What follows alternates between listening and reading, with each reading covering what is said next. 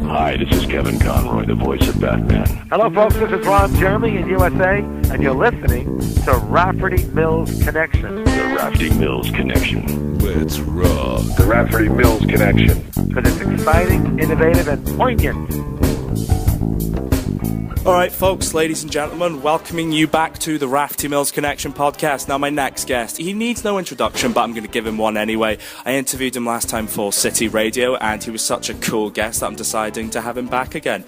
He's the lead singer of the rock band Fozzy, and he's also a pro wrestler. Ladies and gentlemen, Y2J Chris Jericho. Chris, how are you, man? Good, man. What's going on? Yeah, what's happening? Good to... Shake your hands on Yeah, I know, but it fails that bond ship, if you know what I mean. Yeah, good to see you, man. How's things with you? Good, yeah, everything good. Tour's going great, and we're here in Glasgow ready to rock it tonight. Sold out shows, it's going to be awesome. So you got this album, Sin and Bones. It's been out for it's about a year now, isn't it? Since it's come out. How do you feel the reaction was to it?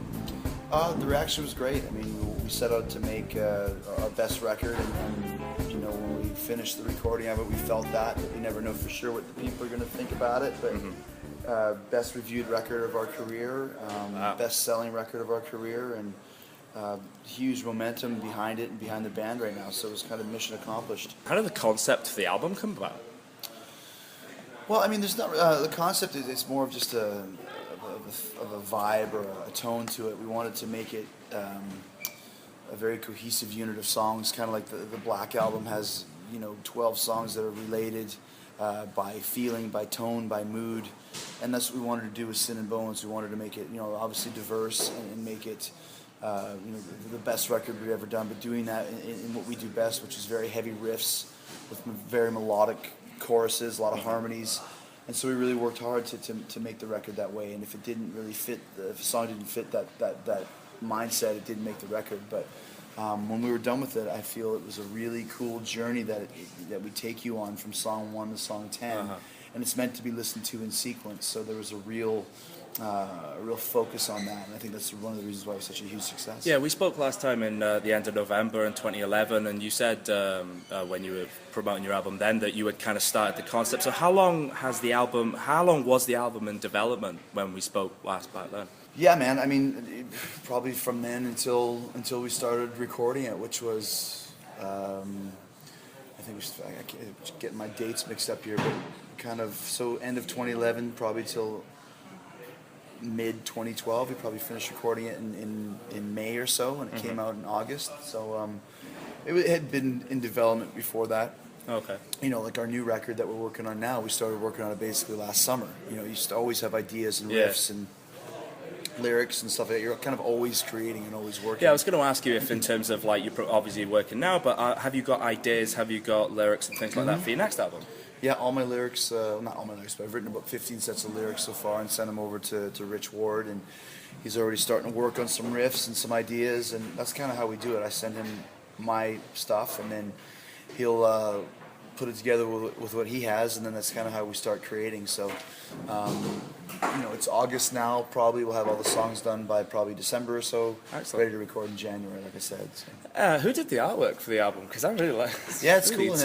We had a basic idea for it, and then, we're with Century Media Records now, and whenever you go kind of to a big record label, they have guys whose job it is to do that sort of thing. So the guy came up with a great concept, and it's very visually striking, and makes a great tattoo and looks good on a shirt. So what more do you want? Is it somehow influenced by Motorhead? Because there is a Motorhead look to it. If you know what I mean. No. We've had. We have this Fozzy logo with wings that. That's it, right? Was constructed years ago, and it's just kind of an offshoot. It's a really good logo. Yeah, it's cool. Because it's just, for me, it's like the album should strike out at you. And when I looked at the album cover, I was like, yeah, that's a proper. Yeah, Sin and Bones. What does that mean? I mean, it's not really a literal thing, but when you see that cover, like you said, it definitely fits the concept of Sin and Bones. Did you get the guitarist from Motorhead to work on this album? Yeah, Phil Campbell played the solo on She's My Addiction. Oh, that's fantastic. Phil's been a big fan of ours for a while, a good friend of all of ours, and he jammed with us in the past on stage at the Whiskey in LA. Right. He always was calling me and asking me if he could do something on a Fozzy record. So we had Addiction, which we thought was a perfect song for him to play on. He nailed the solo, played a great solo, and actually just played it with us live at Bloodstock last week, so that was cool too. I mean, I know when we last spoke that you're actually quite tight with Anthrax and people like that. Are you getting quite closer to bands now that you've obviously been working for so many years and more festivals? Whenever you're on tour, I mean, we just toured with Anthrax in Europe Brilliant. this month, last week, 2 weeks ago, whatever it was, and Wow. it's probably our 4th or 5th tour with them. I mean, you get to know the guys. I mean, you see them quite often, the Avenged guys, and Slayer guys, Metallica, Loaded. I mean, whoever you're on tour with, Drowning Pool, Soil, you see these guys, and you become friends with them, for life, basically. In terms of like working with these bands, obviously Metallica, legendary. What kind of advice or what kind of things do you learn as a musician yourself when you maybe talking to them or even listening to, but you just generally watching them play? Well, I mean, if you're talking about a band like Metallica or even a band like Anthrax that's been doing it for so long, I mean, there's just certain things they do. Anthrax's lineup has changed quite a bit over the last year, back and forth. But Metallica, it's a very solid, fluid way that they have of doing things. And, it's they're the masters. So you're watching basically the guys that are on top of the heap, and you're watching how they. It's not so much what they do on stage as how they connect with the crowd and how they treat the fans and that sort of thing. That's where you can really pick up. When we last spoke, you actually said that you were invited to the Metallica anniversary concerts. How were they? I just went to the one. I went to the first one, I believe it was. Yeah, I think you said your wife won't be too happy with you going to all of them. Yeah, I've been on the road so much, but I could have went to all 4, but I went to the first one. It was outstanding. Nobody has ever done anything like that before in the history of music. I think they did like 80 songs over 4 nights, and probably 40 of those songs they hadn't played in years. So it was an amazing, for true Metallica fans, you couldn't have asked for anything more. What did you think of that album that they brought out, that concept down with Lou Reed doing the poetry? I guess that didn't go over as much as people would have Yeah, I mean, I don't think it was really supposed to be a giant mega seller. I think it's something they did for the fun of it. That's something they wanted to do. And, when you're Metallica, you can do what the fuck you want. So yeah, exactly. I bought it, I listened to it once, and, God bless them. You've done a lot of festivals. You've recently done Bloodstock. Are you now getting used to the festivals? Are you starting to enjoy them a little bit more?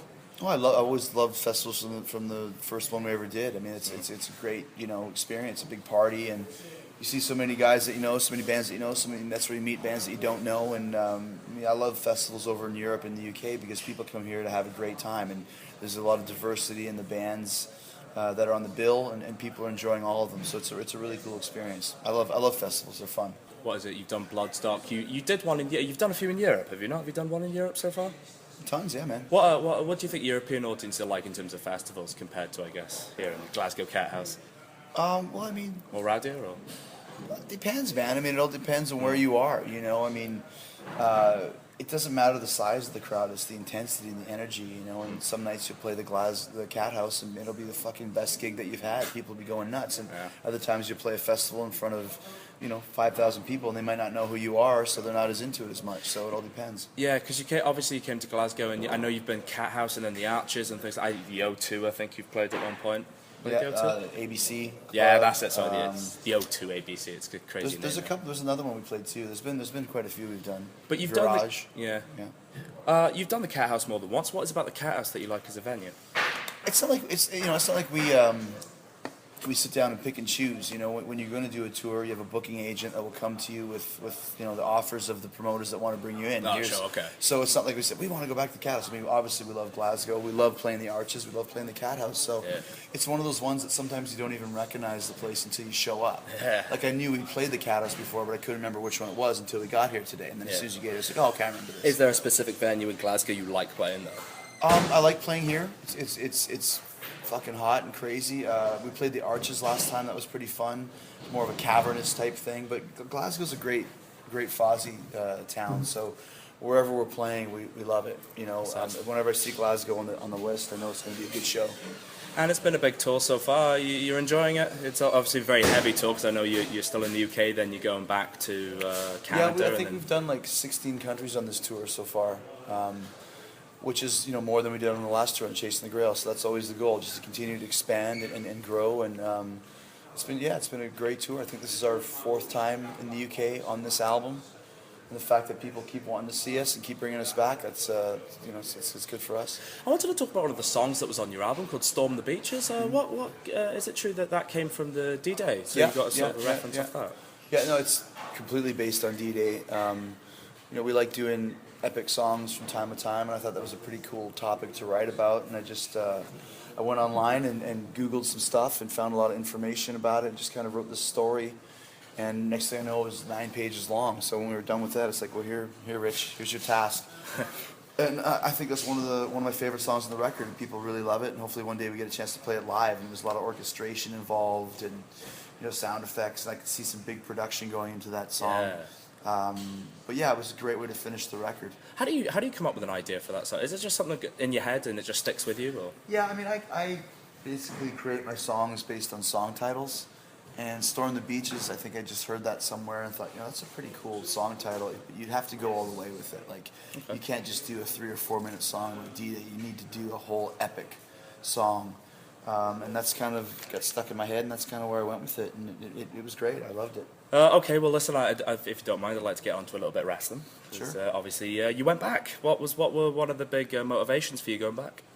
Just we were off from Fozzy for a while, and my schedule around now is just based around what the band is doing. So we were off for a couple months. I thought it'd be fun to go back, for a little bit and surprise the fans. And people are always asking me when I'm going back. So I went back for a couple months, and I really enjoyed it. So we came over here and had another Fozzy tour in the UK. And then when I was done with that, went back to the WWE for another couple months. So.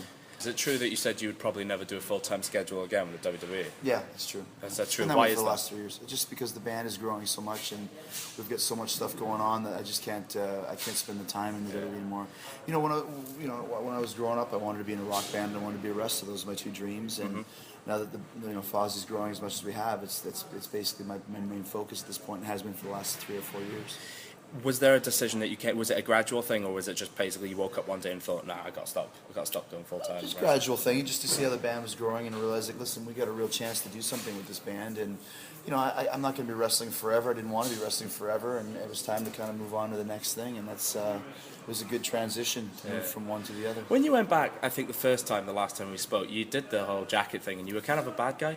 Is it harder to reinvent yourself to make people dislike you because you are so likable as a bad guy? Yeah, I'll probably never be a heel anymore. No, I don't think so. It's a shame, really. It's not so much likable as a bad guy. It's more along the lines of, people respect what I've done. And, I was a heel for 2.5 years, and towards the end of that run, it was getting really hard to get people to boo me.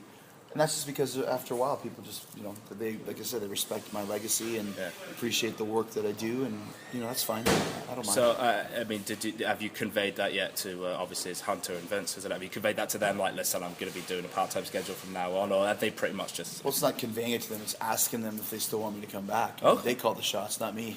And they're pretty cool with that. They're pretty cool. Well, obviously, since I keep going back, I think as long as I have a couple months to piece it together, they're open to it. So. Yeah. How do you constantly? Do you have an idea now? You're on tour with Fozzy, but obviously go back to the WWE. Do you have an idea now of what you'd like to do when you go, if you go back? No idea. I haven't thought about it. No. But definitely not a bad guy. Then you'll be back to. I don't know, man. Like I said, I don't think about stuff like that. I think about what's going on right now, and I finished wrestling July 15th. I might never go back, so it's not. I might, but it's not something I sit down and think about. When I go back, I'll do this, and this. Just kind of go with the flow, man. It's the best way to be. I wanted to ask you. We spoke about motivations and things like that. When you went back the first time, you did that thing where you were just obviously very silent. The fans were booing you the jacket and stuff. What was the motivation behind that? That seemed like a really good idea. That was Vince's idea. What was my idea? Not to talk during the first promo. It says the jacket, because people wanted. It wasn't about the jacket. It was just fuck the jacket. I just wanted to come back and not give the people what they wanted, which was to hear me talk. Yeah. And then Vince liked that idea and said, "Well, why don't you just not talk for like 4 weeks?" And I was like, "Okay, that's cool." So that's kind of how it went. That must be a really cool conversation to have, where he just sort of drops that in the middle of it. Why don't you just not talk for 4 weeks? And yeah. Well, it's, you work together to create the best ideas and scenarios. And I was like, "Oh, that's pretty cool." Yeah. So Are you same with Hunter as well? Is he pretty cool like that? Yeah. Well, Chris, listen, it's been an absolute pleasure talking to you, man. I hope your gig goes well. I'll give you the floor is yours. Your fans out there, obviously very loyal for both wrestling and Fozzy. Floor is yours. Go ahead, man. We're always excited to come over to the UK. We love it over here. I love it over here. I got a great fan base for anything that I've done, and we'll continue to play as many shows as we can for as long as we can. So, and thanks to Glasgow for selling out this show tonight. It's going to be crazy. I'm excited. Chris, it was an honor and a pleasure. Thank you very much, man. sir. Thank you. Hi, this is Kevin Conroy, the voice of Batman, and you're listening to the Rafferty Mills Connection. Hello, everybody. This is Ron Jeremy from America calling in and saying hello, and you're listening to Rafferty Mills Connection. Great place to listen because it's exciting, innovative, and poignant.